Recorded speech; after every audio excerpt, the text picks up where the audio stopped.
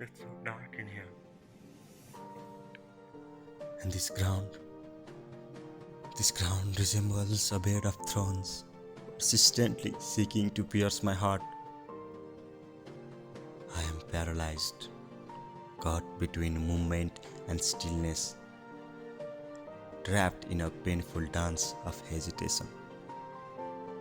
Every soul once shining bright has dimmed.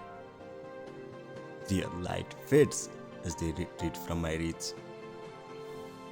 Is it I who is losing the world, or has the world already lost me? The brighter door I once chose has led me here, to these desolate circumstances.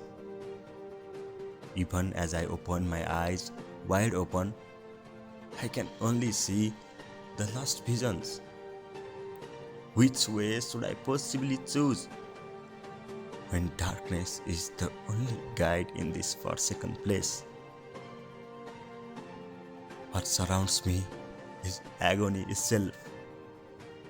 No one ever informed me about the climate of darkness, a coldness that burns, a heat that freezes, shifting within the breath of second. A, a, fa- a familiar shadow lingers in the air, staring at me for what feels like an eternity. I was once too afraid to meet its gaze, but now I recognize it, the shape of my own darkness, the painful contours of a sorrowful soul. I find myself at a loss. I have no idea how to confront myself like this. He, or perhaps it is me, feels far more dangerous than anything I have encountered, especially with the suffocating darkness that surrounds us. This figure is not just a shadow, it's a manifestation of my deepest fear and the darkest parts of my soul. The thought of confronting this twisted reflection terrifies me, as if he is poised to consume me entirely, to draw me into a void of my own making. Though I have been freed from the torment of the thorny bed that once pierced my soul, I find no joy in this release. Instead, I feel as though I am strangling myself with my own hands wrapped tightly around the throat, hanging suspended in the air. The pain in my back bleeds freely, staining the floor beneath me a deep crimson. Each drop is a silent scream, and each wound is a reminder of the thorns that cut me. No, not from the faces I remembered, but from those I once held dear. Yet, even with the searing knowledge that these closest to me have left scar, I cannot turn back.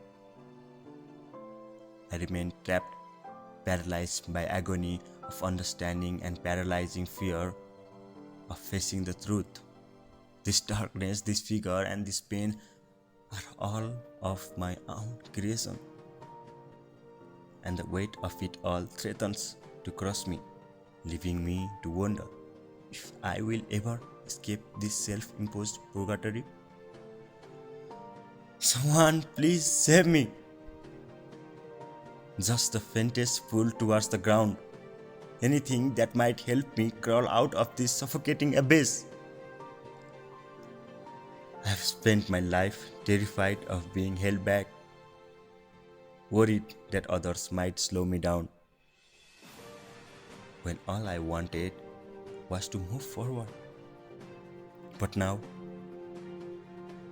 as the shadow closes in around me, I find myself not just held back, but being pushed further into the endless void, where even shadows fade, and I am to left to face the darkest part of myself alone.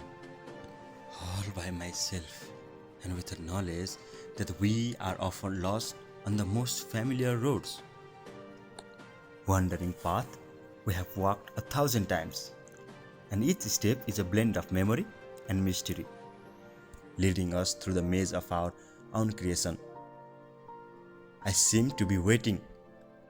I was waiting for something that was willing to happen to me from the start, a declaration of solitary confinement, where personalities are entwined for metamorphosis. Here, I linger to nurture this transformation, encased in a cocoon, shedding layers of identity. Carried away by tempest, I hold on to myself and no one else. Perhaps there is chance at life and opportunity to endure and thrive.